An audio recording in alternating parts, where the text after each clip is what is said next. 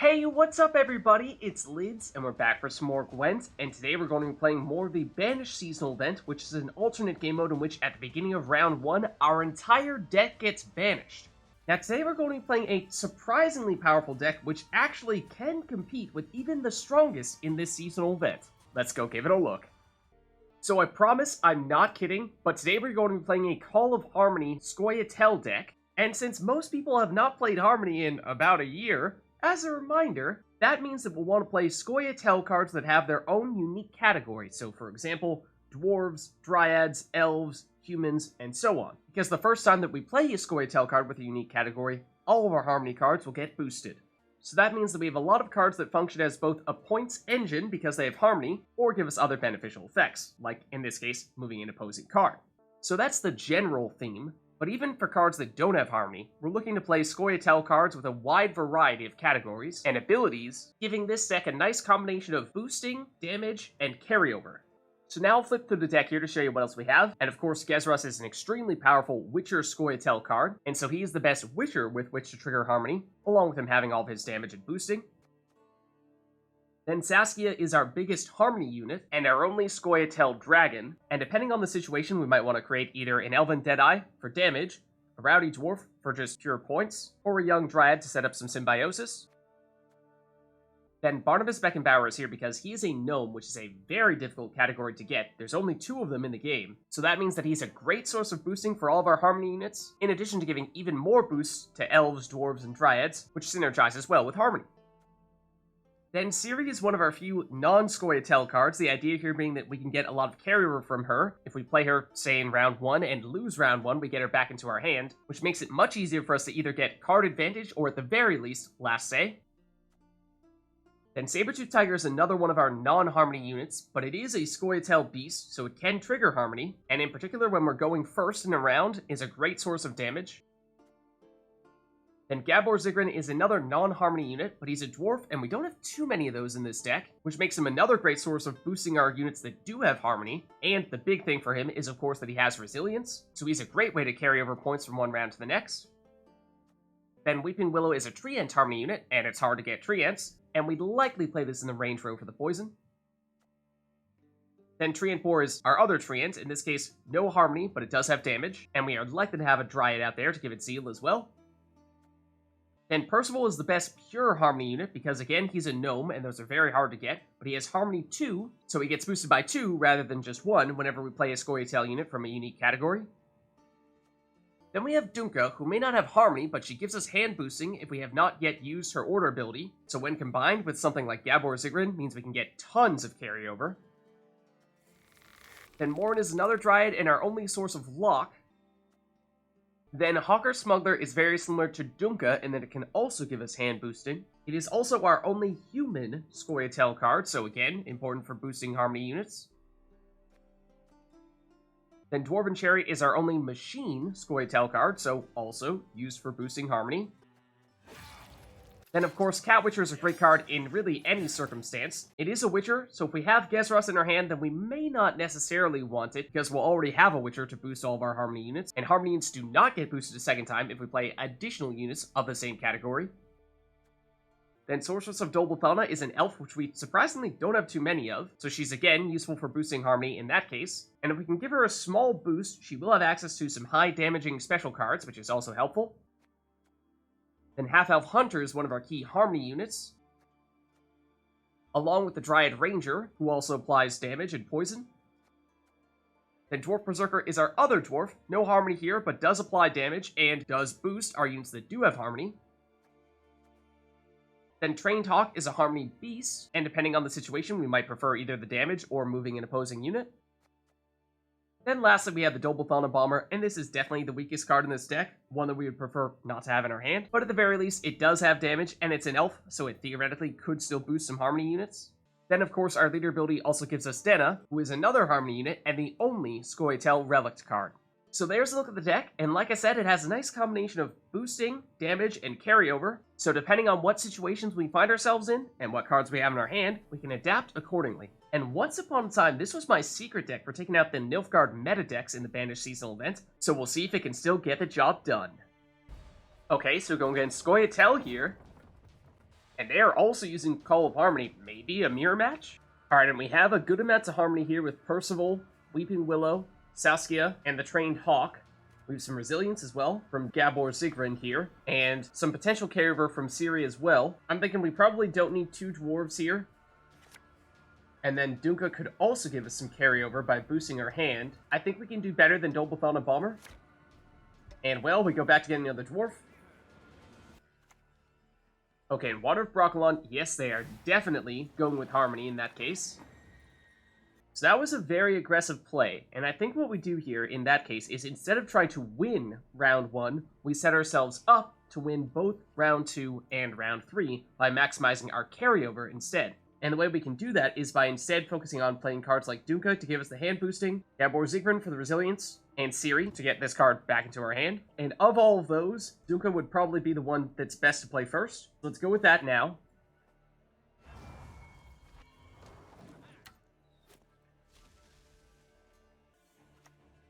Okay, they're going to go with more Harmony here. So yeah, they're setting up a lot of engines. They're going to get a lot of points.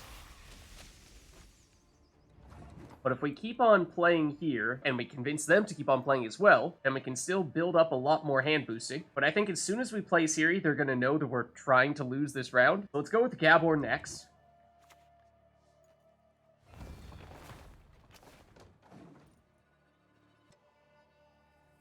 Okay, and they play a trap here.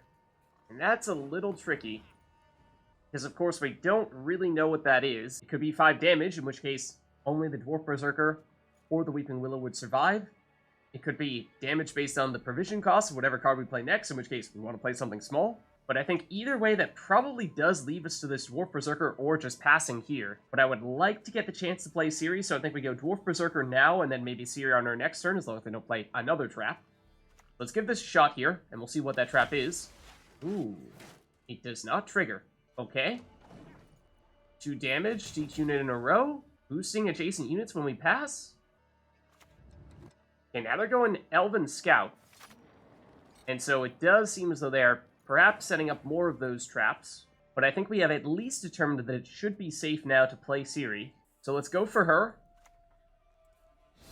And then damage that Elven Scout and, I suppose, the Dryad Fledglings. Sure. And that is probably going to be the last card that we want to play in this round. And we actually have taken the lead here. Okay, and they are going with some carryover of their own with the Phoenix here. Now they use their tactic, and I think that's the sign that this is likely going to be the last turn that they want to take. And given how this is not yet triggered, I have to imagine this is one that boosts adjacent units when we pass. And so if we pass here, then of course we're going to lose the round, but that means that we still have the carryover from Gabor Zigrin, we get Ciri back into our hand, and we still have a little bit more boosting that we get from Dunca. And I think that is probably worth it, especially because even if this Phoenix does give carryover, it does still take a turn to activate it. And if you don't do that, then you won't get the carryover. So I think we settle for this. And set ourselves up for potentially 2, possibly even 3 card advantage, depending on how you count the resilience. They do pass here. So as you can see, that means that we did get Ciri back. Okay, they are playing here. Again, they do have to take at least 1 turn to get the Phoenix to actually activate. Now Shaping Nature is worth a lot. And if we want to keep pace with them, then we need at least 7 points here. So I think we probably do go with the Weeping Willow. And although we don't have enough poison to actually remove something, they don't know that. So we'll see if we can scare them a bit with that. Okay, and they do pass here. So I would have loved if we could have gotten 8 points on that previous turn, but we would have had to have used either Saskia or a leader ability to do that, and that was just a little more than I was willing to sacrifice.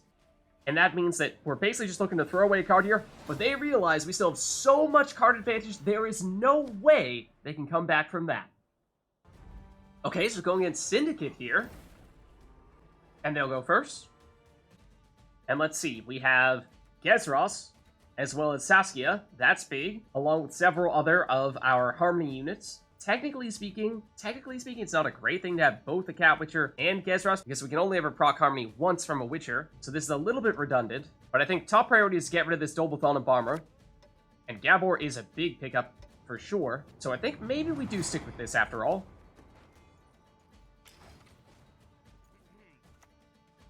Okay, they're going to start out with Passiflora Peaches. And get the coins from their tactics that will get boosted immediately. And what I really like to do when we're going second is instead of focusing on winning round 1, we set ourselves up for winning round 2. And we have several ways to do that, with Dunca giving us hand boosting as well as the Hawker Smuggler. And also get ourselves some resilience with Gabor Zigrin. So let's start with Dunca.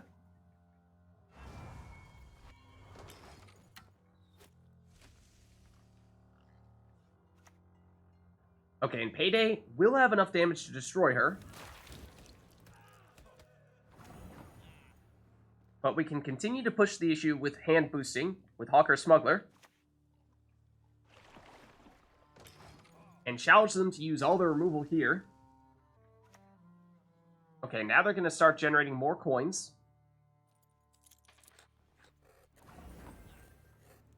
And we could stop them from doing that if we used our Trained Hawk in the range row, but that is a Harmony engine that we'd perhaps like to save, especially because this is the target of both of our previous hand boosts. So I'm thinking we might just go with Gabor Zigrin here and then pass on our next turn.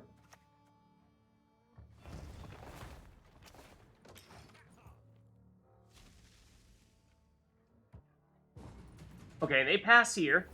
It is a little unfortunate. We would have, in some ways, preferred for them to have played additional cards and give us a lot of card advantage. But it does mean we can win round 1 here, while still having some carryover from the resilience, functionally giving us an even cards win. So I think what we do is we go with our Cat Witcher here, because that should be just enough points. And like I was saying before, we only really need one Scoia'Tael Witcher to trigger all of our harmonies. And that means the Cat Witcher is disposable in that sense, because we already have Gezras. So let's play you here. And with that damage, that means we will hold on to a lead, and it does give us a little bit more time to get some hand boosting as well.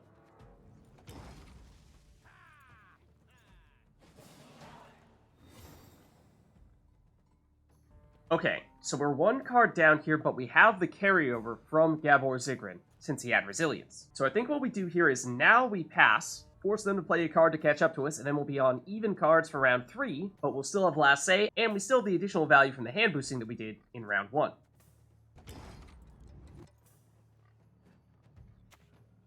Okay, and they go with Mutant Killer here, which I imagine is probably just a throwaway card. Which of course means they can take the round 2 win here.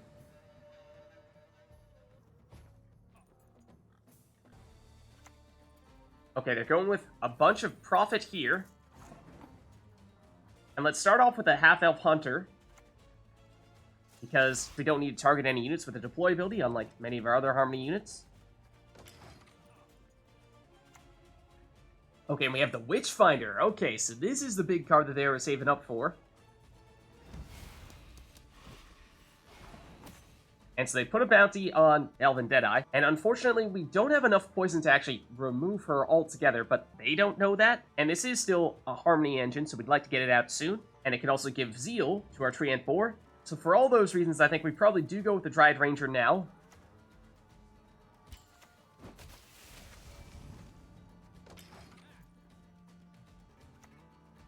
Okay, then Passiflora Peaches will be another engine for them. And speaking of engines, we have a tough decision here when to play Gezras, because his Adrenaline 3 does kick in now, so he's especially powerful at this stage. However, we'd like to get our Harmonians out there first to get boosted when we play Gezras. But if we go, say, Harmony here with our leader ability, in our range row, and then use Gezras in our melee row, that means we will boost 3 cards at the end of our turn, which would be worth more than any of our Harmonies. Okay, and they have Jacques, Grandmaster.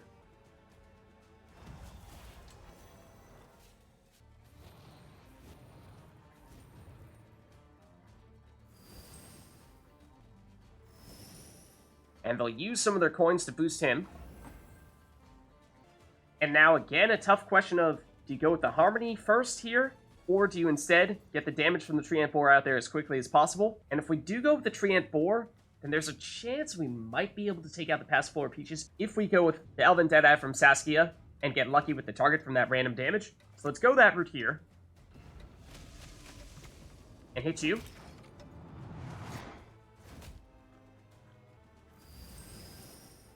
Okay, they'll spend more points to boost Jacques, And they're going to place a bounty and damage a unit.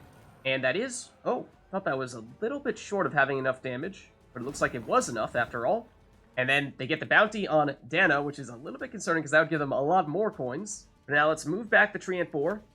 Let's go with Saskia now, because if we play her in the range row, then we'll spawn in an additional unit, giving us an additional unit to get boosted by Gezras. So let's go with that. And then let's choose the Elven Deadeye for the damage. We'd love to hit Peaches. Ooh, unfortunate.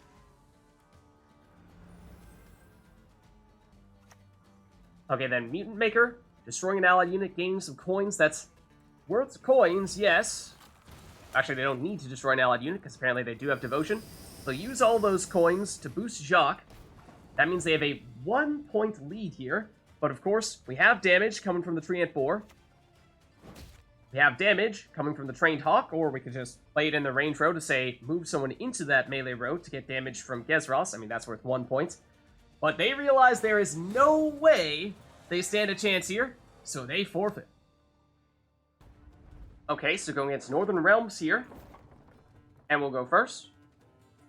Alright, and we got Saskia, we got Gezras, those are 2 big cards for us. But I don't think we want the Dol Blathanna Bomber, especially when we already have other elves. And then Gabor is also huge. We don't have enough poison at the moment to remove any cards, so I think we either want to get rid of this Dryad Ranger or get another source of poison. And Ciri could be helpful, at least with carryover, but doesn't solve the poison problem. So what I'd like to do here is dare our opponent to do something to take out this Hawker Smuggler. Because it will generate some hand boosting here. And Black Rayla can deal some damage for sure, but it does take some time for that to start to add up. Ooh, and they will use their leader ability to get her inspired. And so what I'm thinking about is we might want to get Ciri out there relatively soon. Obviously, the damage doesn't help us against one unit that has a shield right now, but to get another card back into our hand, let's buy ourselves a little more time by playing this Half-Elf Hunter first.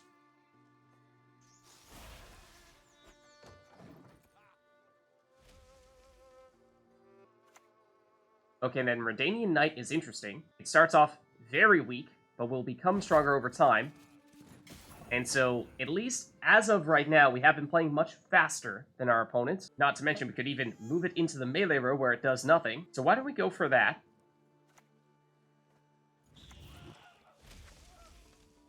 And get boosted a little bit in the process from our Harmony. Okay, then Eskel Pathfinder is a card that they probably would have liked to have played right at the beginning. That will give them some decent long-term value for sure. But now what I'd like to do is for us to go with Ciri, now that they actually have 3 units out there. Again, shield, armor, there's only 1 unit that we can actually apply damage to. But the point is to get this card back into our hand. So let's play you here. And it is enough, at the very least, to force them into playing another card here on their next turn. And they are going to play. They'll go Kirek City Guard, which is another card that gets stronger over time. And so what we do now is we can either pass right now and play Gabor Zigrin in round 2, or we can play him right now and just hope that our opponent continues to play cards and doesn't have a way to actually remove him, so that we still have some carryover going into round 2. I think we give that a shot. Let's go for it. Because at the very least, it will trigger more Harmony. So it does force them to continue to play more cards here. And it gives us a little more time to do more hand boosting. That being said, they do, of course, just destroy our hand boosting card there, but that means that Gabor Zigrin remains undamaged, at least as of right now. Okay, they'll go with Temerian Drummer. And this is the other thing, is that it seems as though their deck is very much focused on cards that start weak but get stronger over time. So that means longer rounds, they're going to be much stronger than they are in shorter rounds. So if we are building up the power in our hand, then that should make things much easier for us in round 2 and 3. And so at this stage, I think we have now played every card that we want to play in round 1. So let's pass here. Does mean that they will win round 1, but we have the resilience and we have a lot of hand boosting. And we'll get Ciri back in our hand.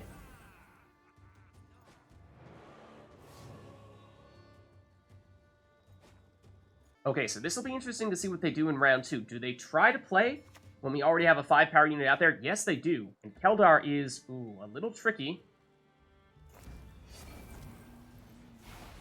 because he will start spawning in a lot of Witcher students. And in that case, I think this is probably going to be a fairly long round. It seems like they may be looking to go all the way in round 2. So let's go with Percival in that case.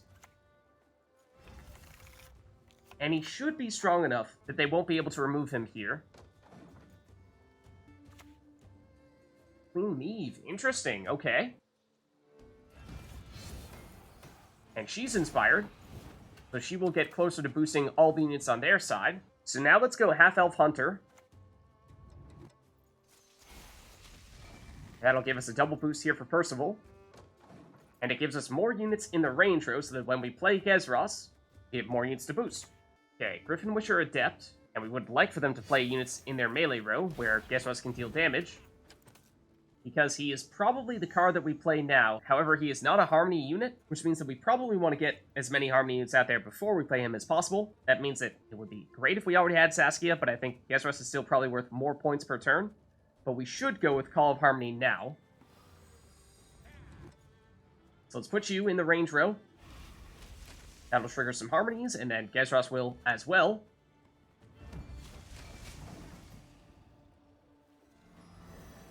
And now, this is going to be hard for them to keep up with this many points. But they are going to try, because with these Griffin Witcher Adepts, they can transform these students into more Griffin Witcher Adepts. And there is Queen Neve doing her big boost. And bear in mind, they only have one card remaining, which means that if they play this card, they need to win this round, otherwise they have no chance of winning in round 3. So let's play the Sorceress of Dol Blathanna here, in the range row. That way, if they do try to play that last card, we at least have a turn to use her order ability. And they are going to play it. And it's Ildiko.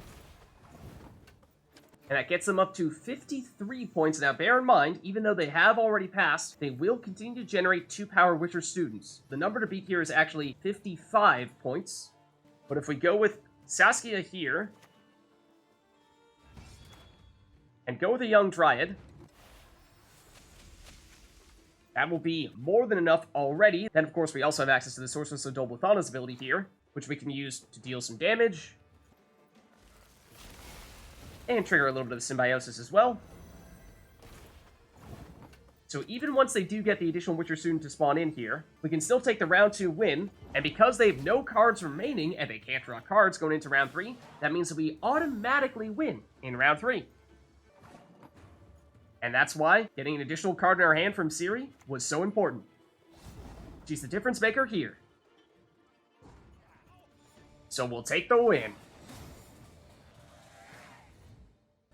Alright, going against Skellige here. And they'll go first. Okay, so we got Saskia, that's big. We've got Gabor Zigrin, that's also helpful. Hawker Smuggler can help give us some carryover through hand boosting. Not necessarily sure we need multiple dwarves. It does boost Gabor Zigrin, but he's mostly just here for the resilience. So I think we probably dump you. And this is great for supporting our Harmony units, but we may not need multiple elf hunters. And well, we get another dwarf. Okay, they're going with Raging Bear.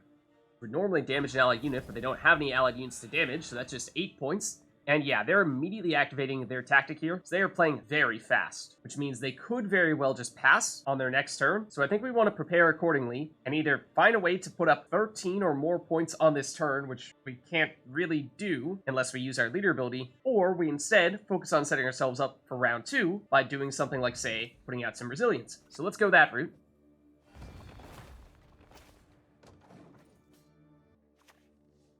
Okay, now they're going to start dealing some damage with bleed.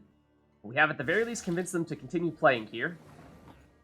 And so what we could do is we could go with the Hawker Smuggler to give us more hand boosting and again focus on the carryover, or we could instead focus on just putting up more points or even just passing right now. But tell you what, let's get aggressive here and pass early. And by aggressive I mean ambitious plays. Means that we will have one card advantage already, and then if they dry pass in round 2, we'll have an additional card advantage as well. So the big question is, how do they respond here? Yeah, they just pass, which means that we have, at the very least, one card advantage for the rest of the game. Or if we wanted to, we could go with the Hawker Smuggler here, get a little bit of additional boosting, but I think that's probably best saved for the beginning of round 3. Let's pass here, because mission accomplished with our round 1 strat there, setting up the quick win in round 2. And so now what we want to do is, on one hand, we'd like to get the Hawker Smuggler out there as early as possible to maximize the hand boosting. On the other hand, this is not one of our Harmony units, and it is our only Scoia'Tael human, and therefore it can trigger Harmony for other cards. So is it preferable to play this first, or get some Harmony units out there first and boost all those Harmony units when we play this? And I would say I do like starting with the Half-Elf Hunter. Let's go with that.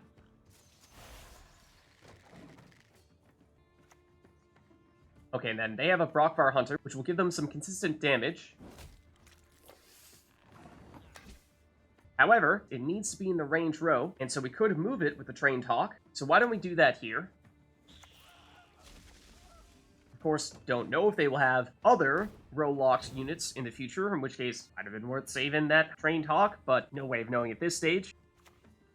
Okay, another Savage Bear. This one will be a little bit stronger, because of course they do have one in their graveyard now.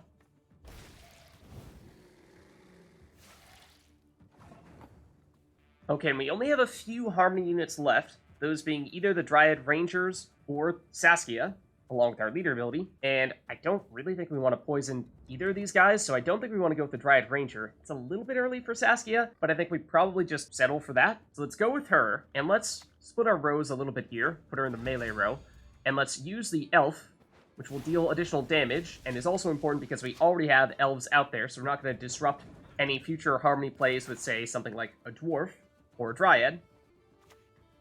Okay, Wolfpack, really? You don't see that too often.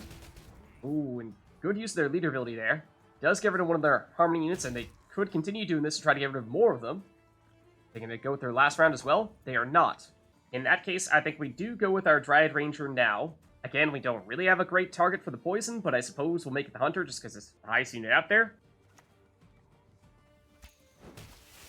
That'll help out our Half-Elf Hunter, giving him a little bit of a boost. And technically speaking, we would like to get our second Dryad Ranger out there before we use our leader ability to maximize the Harmony there. It's a little bit of a risk because, of course, now this Half-Elf Hunter is just on 1 power. Now they're going to damage an allied unit, and it might be that they just sacrifice... Oh, I thought it was going to be Wolfpack by the looks of things. Okay, and they do end their turn there. I was wondering if they were going to use their last round of their leader ability to try to remove any more of our Harmony engines, but they do not, so I think we go for our other Harmony units now. The Dryad Ranger. Get rid of the Brockvar Hunter. Of course, this 8-power unit would have been preferable if they had played a little bit earlier to poison that instead. But now we go with the Call of Harmony. And now this will boost all of our Harmony units. Okay, and a Squirrel to banish one of the cards in our graveyard. That doesn't really matter here. They certainly have a lot of beasts, but they don't have much in the way of gold units. I'm not sure we've seen any at this stage. And so now, anything that we play here will trigger Harmony for all of our Harmony engines. It's just a matter of what gives us more points per turn. And Smuggler gives us 1 per turn, the Dwarf Berserker gives us 1 per turn, but the Cat Witcher actually gives us 2 per turn. So we should definitely go with him. And do we have a preference in terms of who we get rid of? I don't really think so. So there's all the Harmony boosts. And the damage. And they just forfeit. They know they've already lost. So there's a look at a versatile Scoia'Tael Harmony deck for the new Banished seasonal event. If you liked the video, then make sure to hit the like and subscribe button, and leave a comment down below. Let me know which other cards, archetypes, and factions you'd like us to experiment with next. Thank you all for watching, and I'll catch you next time.